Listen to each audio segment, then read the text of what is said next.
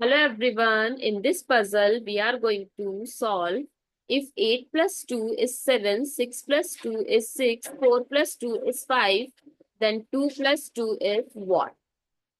So let's solve this. If you are new to my channel, please subscribe it. And if you have different logic, please comment down below. So 8 plus 2 is 7. How? If I divide this 8 with 2 and then add the 2, the next digit. So 8 divided by 2 is 4 and 4 plus 2 is 6 and then add 1. 6 plus 1 is 7.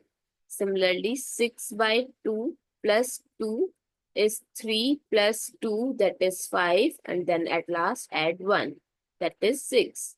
4 by 2 plus 2, 4 by 2 is 2 plus 2 is 4 and then add 1 is 5.